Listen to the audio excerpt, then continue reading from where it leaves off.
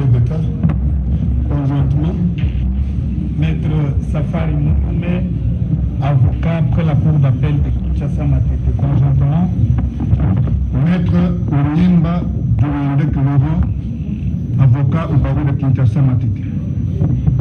Ok. Monsieur Kitebi, Carlos Wapichi, Wamachi, je suis avocat au barreau de Kinshasa Gombe. Conjointement avec Matuka Kabakisa, patient du barreau de Kinshasa Matete. Voilà, donc la Cour, monsieur le procureur général, les deux sont présents, mais un ne comparaît pas. Vous avez la parole.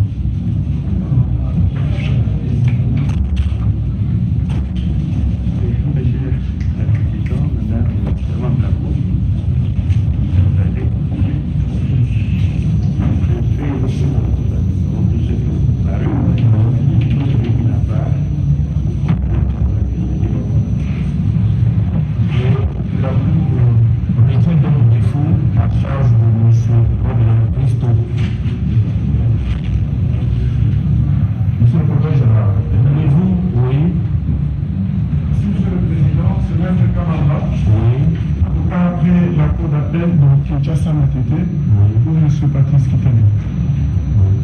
Comparution conjointe, votre honneur, avec Maître Gédéon Massamba, avocat après la Cour d'appel de Kinshasa Matete. Toujours pour le compte de M. Kitebi. Gédéon Massamba. Kinshasa Matete. Barreau de Kinshasa Matete pour le compte de M. Kitebi. Voilà, vous avez la parole pour nous présenter les faits que vous mettez à charge de prévenu ici.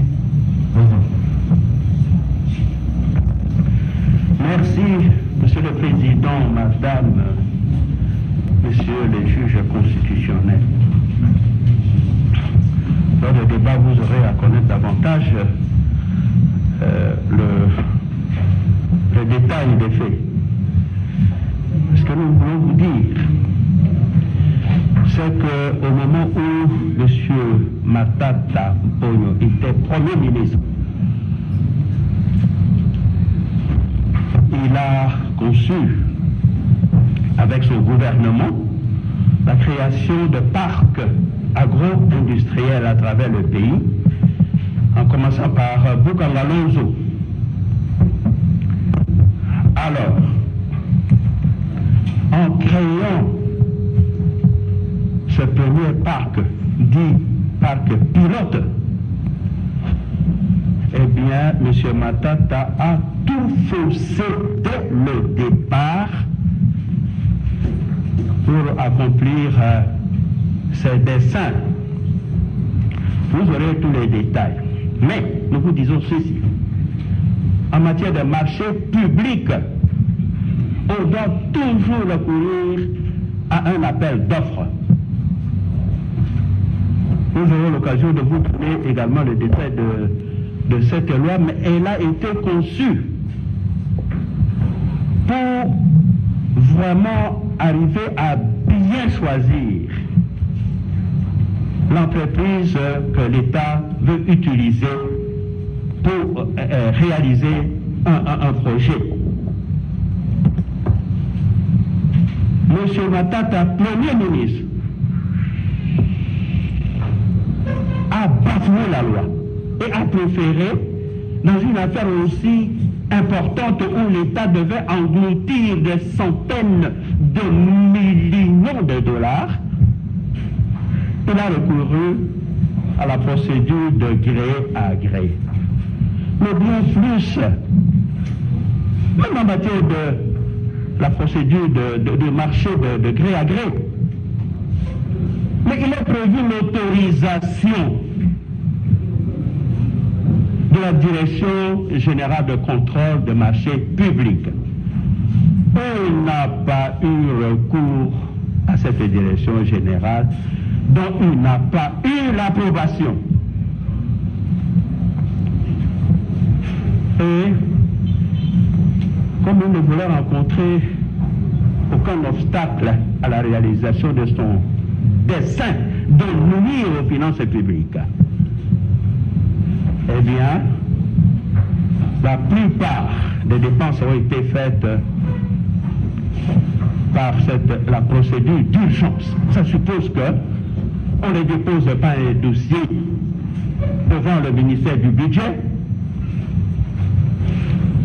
Le Premier ministre donne l'ordre au ministre des Finances, le ministre des Finances sort l'argent et pour la plupart, cet argent-là est transféré en Afrique du Sud auprès de la société Africom qui l'a choisi sans passer par la procédure d'appel d'offres. Et de cette manière-là, tout l'argent allait en Afrique du Sud. Vous aurez l'occasion, parce que les faits, il y en a beaucoup, mais vous aurez l'occasion de voir que même pour des travaux à effectuer sur place à Bukangalozo, il fallait que l'argent transite par l'Afrique du Sud, dans un compte en Afrique du Sud. La société africaine, qui a été choisie sans le respect de la loi en la matière. Mais ce n'était pas tout. Cette société a fonctionné de la manière que vous n'avez aucune trace. La comptabilité, où est-elle? Qui a tenu la comptabilité au moment où les Sud-Africains quittaient le pays? Où pouvait-on trouver les traces de la comptabilité? Il vous dira. En même temps, toutes les commandes au profit du parc agro-industriel de Bukangalozo étaient effectuées par Triomphe, la société Triomphe. Nous ne savons pas exactement en quelle qualité il aura à vous le démontrer. Et puis, le ministre Ekité, lui, va faire une lettre pour demander que tout ce qui est importé passe sans paiement de droits de douane. Et vous lirez dans le dossier que la plupart des factures d'achat, ce n'est pas des factures d'origine, c'est des proforma à la douane. On a fait entrer des proforma.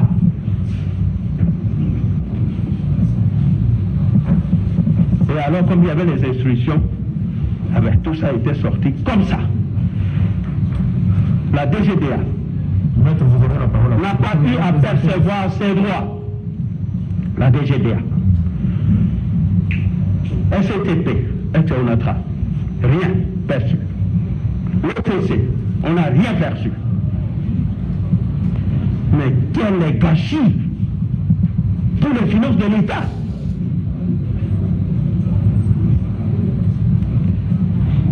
Et alors, vous verrez que même là où on a déboursé de l'argent, on vous dit Maître, vous n'avez pas droit à la parole pour le moment, vous avez comparé. La procédure veut que les faits qui sont mis en charge soient connus. Et ensuite, vous aurez la parole pour soulever tout autre moyen que vous aurez à suivre.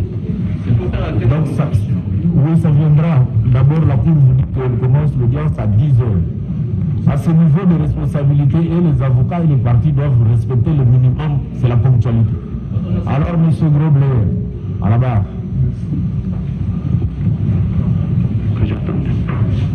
Un instant, M. le Président. M. Grobler, à la barre. Vous êtes bien, M. Grobler? Vous êtes où? Attendez. Vous êtes mis où? You do not speak French? Where are you born? Yeah, where are you born? Mine? Yeah. Wait, where are you born? Where? Oh, South Africa. Johannesburg. Do you have your passport there? Your ID? I don't have Vous my avez votre identité? I have a copy of my passport, but not Yes. my Let me see. Laissez-moi voir ça.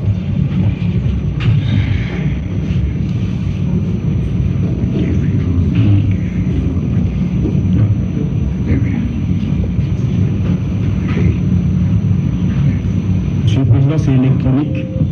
Ah, mais non, c'est pas moderne. La cour est moderne.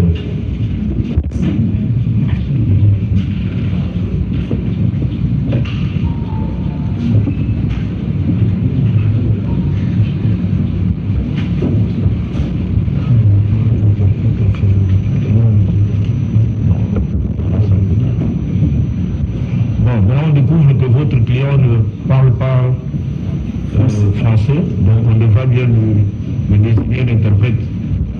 Bien entendu, sous réserve de votre saisine régulière. Oui, la Cour se déclarait déjà saisie à son égard. La raison pour laquelle la Cour avait retenu défaut, on ne retient pas défaut si on n'est pas saisi. Donc la Cour décide de rabattre le défaut en ce qui le concerne. Est-il assisté? Oui, monsieur. Qu'il assiste.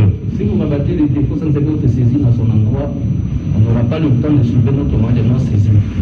Qu'il assiste? Parce que jusque-là, vous n'avez pas acté vos comparaisons, vous parlez anarchiquement. Maître Kalou Bébé, oui. chef au barreau de Kinshasa, Bombay.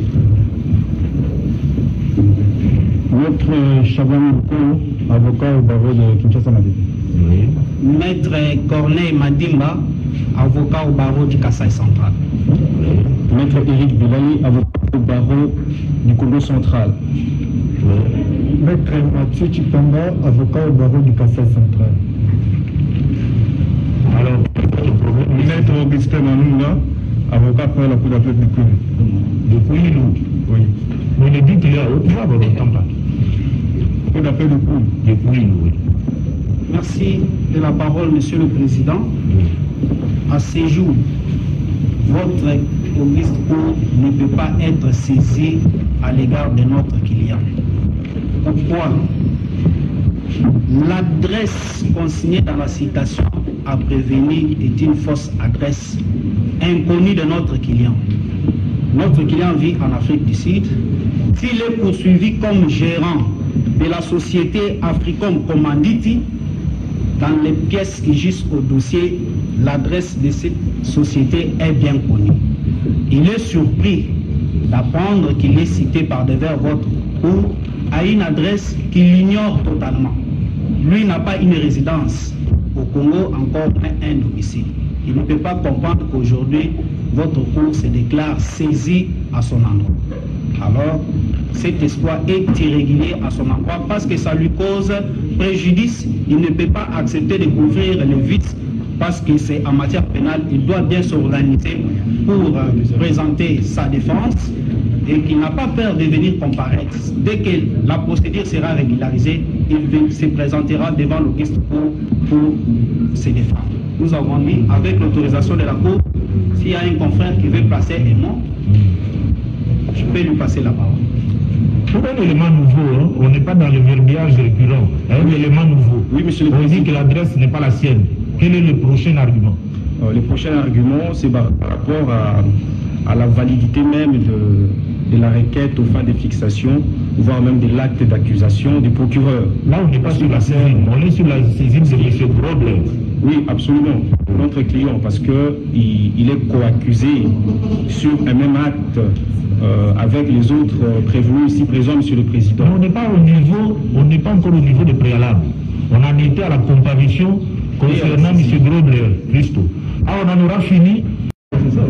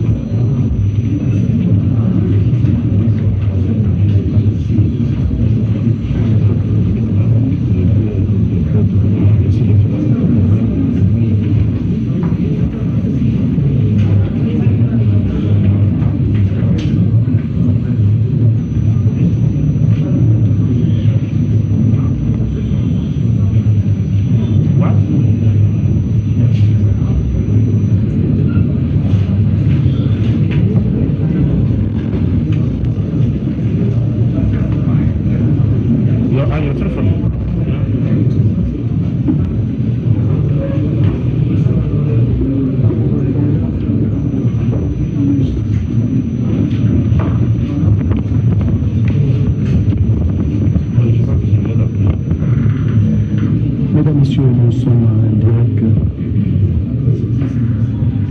en direct de la Cour constitutionnelle. Le procès sur l'affaire Boukangalonzo s'ouvre donc aujourd'hui sur le banc des accusés. L'ancien Premier ministre Augustin Matata Ponyo, n'est-ce pas? Il va comparaître aujourd'hui pour la toute première fois. Il va comparaître pour la toute première fois, justement dans cette affaire. Il se fait accompagner d'un conseil, n'est-ce pas, pour établir ou non les faits qui lui sont reprochés. Par lui, nous avons l'ancien ministre délégué des Finances, Patrice Kitebi Kibelvoul. Il sera aussi entendu ici. Tout naturellement, il est aussi accompagné. Là, vous voyez l'ancien Premier ministre Augustin Matata Ponyo, l'homme à la cravate rouge. Il s'habille toujours en cravate rouge. Et il a été convoqué justement pour répondre des faits qui lui sont reprochés dans le cadre du projet du parc agro-industriel de Boukangalonzo, qui est aujourd'hui presque un éléphant blanc, parce que les résultats attendus quant à ces vastes projets qui devraient en principe alimenter la ville de Kinshasa en maïs, donc un produit de première nécessité. Augustin Matata, que vous voyez là, il va répondre à mon Y a-t-il quelqu'un qui sait parler anglais ici dans la salle? Autre que le parti au procès, ou même les juges? Oui, M. Matata. Mais vous êtes vous-même concerné, vous n'allez pas traduire pour vous. L'interprète doit être une personne tiers au procès. Il doit prêter serment. Je pense qu'il doit prêter serment. Oui, Monsieur le Président peut jouer ce rôle en posant la question en français, en anglais, en interprétant pour le greffier. Oui, mais ce n'est pas un interprète à ce moment-là. Ah oui. Le président ne pourra pas prêter serment devant lui-même. Absolument.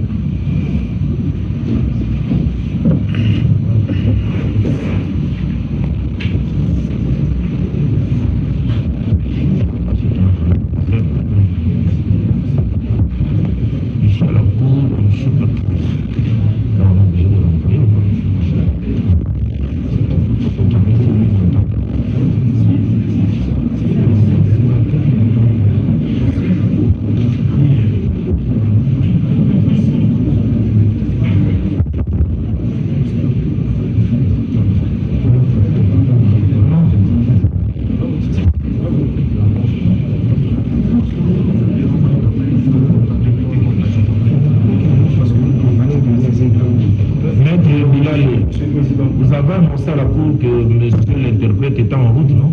Oui, ils étaient ensemble, arrivés à la porte. Il y a quand même des restrictions. Oui, nous sommes en période de Covid-19. Il a été découragé, il est parti, on a bousculé, j'étais là même le prendre.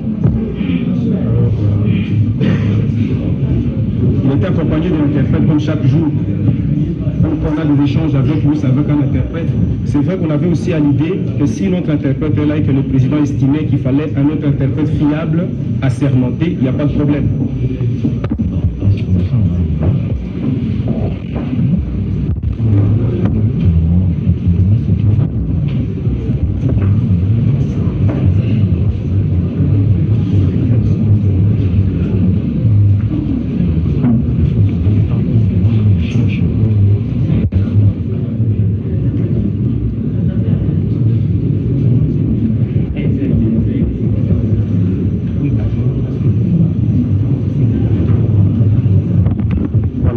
C'est attendu. Vous voyez, le procès s'est ouvert ici à la Cour constitutionnelle et on voit le président lui-même, près de cette cour, le professeur Kalouba Dubois, qui est en train de tenir justement, de conduire ce procès qui ouvre contre l'ancien Premier ministre Augustin Matata Ponyo, qui a été cité dans cette affaire par le procureur général près la Cour constitutionnelle. Et par lui, l'ancien ministre délégué des Finances, Patrice Kitebi Kibelvoul, l'ancienne ministre du portefeuille, Louise Munga Messozi. Elle aussi est citée dans ces dossiers. Il y a aussi la conseillère de l'ancienne ministre du portefeuille, Louise Munga, qui avait été nommée en son temps directeur général. Qui était suspendu et reprise. Les prévenus peuvent revenir à la barre.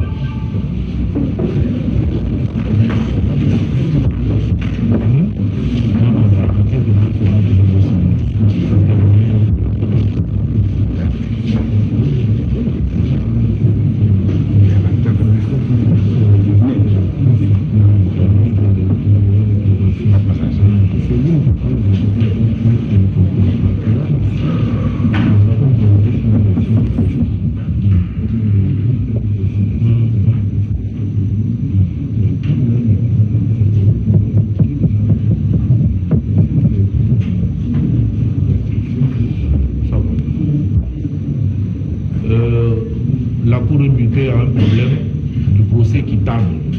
Le procès équitable exige justement que la personne poursuivie comprenne les griefs qui sont mis à sa charge. Et donc, pour la Cour, qui est saisie aujourd'hui contradictoirement à l'égard de tous les prévenus, il sera question de renvoyer l'affaire pour permettre que la Cour commette un expert, son propre expert, pouvant traduire pour M. Grosmaire. Oui. Merci, M. le Président. Nous sommes d'avis, avec votre auguste cour, que la question liée à la compréhension des griefs en charge du prévenu est une question liée à la garantie du droit de la défense, qui est un droit fondamental. Nous sommes d'accord qu'il faudrait qu'il y ait un interprète. Pour ce qui concerne la saisine de votre juridiction, nous pensons, et c'est ce qui est juste, que la saisine n'est pas ne concerne pas tout. Maître, vous faites un débat de rétropédalage. La Cour s'est déjà prononcée et il s'agit de la Cour constitutionnelle. Lorsque la Cour s'est prononcée, il n'y a pas de débat entre la Cour et les avocats. Si vous continuez à revenir sur ce débat, je vais vous arracher la parole. Le débat de la Cour est continué. Pour la Cour, l'adresse est bien l'adresse du prévenu. La preuve, c'est qu'il est même là. La preuve supplémentaire, c'est qu'il sait même lui-même choisir un traducteur, donc il est au courant. Et la finalité poursuivie par la citation, c'est d'atteindre le prévenu. Le prévenu et il est dans la salle. Votre indigence, pour la maître, nous ne faisons pas un débat. Je ne vous accorde pas la parole. La Cour va renvoyer l'affaire contradictoirement à l'égard de tous les prévenus pour commettre un expert traducteur au profit de M. Robert. Il n'y a pas de débat à faire avec vous. L'affaire est renvoyée à 2 semaines. Madame la Gaucher, quelle est la date de la remise? Remise contradictoire à l'égard de toutes les parties.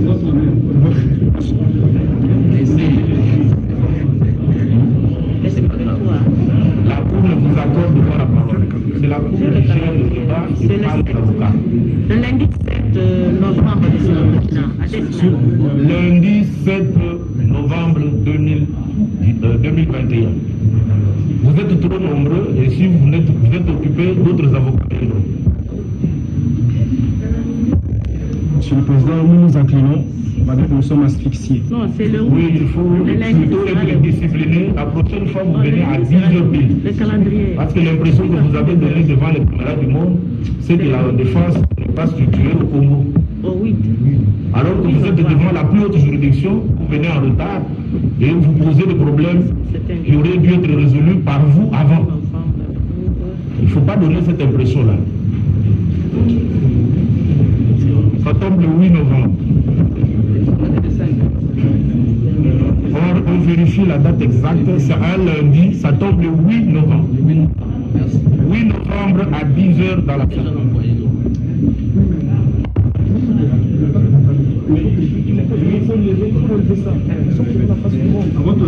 Oui.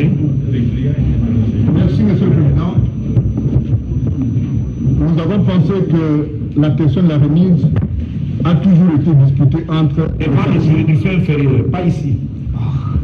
Nous aurons voulu que ça soit... C'est pour ça justement que les avocats d'un certain niveau savent que devant les hautes juridictions, la procédure est menée par la Cour. pas par le parti.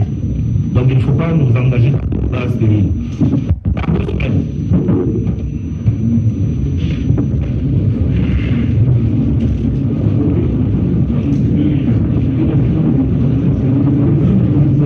L'affaire est renvoyée donc contradictoirement à l'égard de toutes les parties pour le 8 septembre. Le devoir, c'est pour permettre à la Cour de commettre un interprète. Plus rien n'étant au rôle, la séance est levée. La partie défendresse donc a sollicité la présence d'un interprète parce que vous le savez, il y avait une firme sud-africaine qui était engagée dans la construction du parc agro-industriel et devant la barre, il fallait absolument avoir un interprète. Puisqu'il n'est pas le cas, alors le procès a été renvoyé au 8 novembre 2021, donc dans 2 semaines exactement, et à 10 heures, le respect de l'heure est démise, a insisté le président près à la Cour constitutionnelle, le professeur Kalouba Dubois. Pour rappeler les faits, vous rappelez justement plus de 200 millions de dollars américains avaient été engagés, défalqués par le gouvernement de la République pour la construction du parc agro-industriel de Boukangalonzo. Selon les griefs reprochés à l'ancien Premier ministre Augustin Matata Pognon, cet argent s'est volatilisé dans la nature et un réquisitoire a été lancé le 28 avril 2021 par le procureur général, un réquisitoire qui était sans appel, basé sur le rapport de l'inspection générale des finances IGF que dirige l'inspecteur en chef Jules Alingueté, le service qui inspire désormais respect dans le pays, dans le monde, a été appelé au secours dans cette affaire et les premières enquêtes mettent à charge justement l'ancien Premier ministre Augustin Matata Pognon, le ministre délégué aux finances, l'ancien ministre délégué aux finances, Patrice Kité Bikibol-Mvoul, l'ancienne ministre du portefeuille qui est aujourd'hui député national, Louise Munga Messozi, ainsi que l'ancien le DG du parc agro-industriel de Boukangalonzo, Ida Kamouni Nassira, qui doivent comparaître et expliquer comment ce projet n'a pas pu décoller, où est parti, comment les fonds qui ont été mis à leur disposition pour la réalisation de ces projets ont été utilisés et toute la véracité, toute la lumière sur ces faits qui sont reprochés à l'ancien ministre, à l'ancien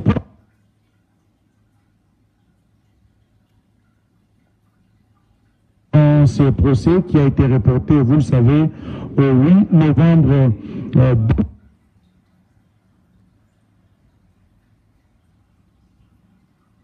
dans ce procès qui a été reporté, vous le savez, au 8 novembre 2021, toujours ici au siège de la Cour constitutionnelle. Nous sommes à la place royale, juste derrière le boulevard du 30 juin. Donc c'est un procès attendu. Peut-être pour rappel, le dernier semaine, l'inspecteur général des finances, Jules Alingueté, avait décrit les personnes qui sont qui ont été invitées par la Cour en disant que c'était des fins stratèges. Ça, c'est un langage que l'inspecteur en chef de l'IGF. Donc aujourd'hui, la bonne gestion de la chose publique, la gouvernance doivent être de mise parce que l'État a besoin, en tout cas besoin des moyens de sa politique. Donc le procès a été renvoyé, vous l'avez suivi, au 8 novembre 2021 et ce sera à partir de 10 heures, donc le respect de l'heure et des rigueurs. Mesdames et messieurs, nous étions en direct donc de la Cour constitutionnelle, ici dans la salle d'audience. Merci donc de nous avoir suivis. Le procès sur l'affaire Boukangalonzo, le parc agro-industriel de Boukangalonzo, situé à une centaine de kilomètres de Kinshasa, est renvoyé au 8 novembre prochain, le temps de trouver un interprète pour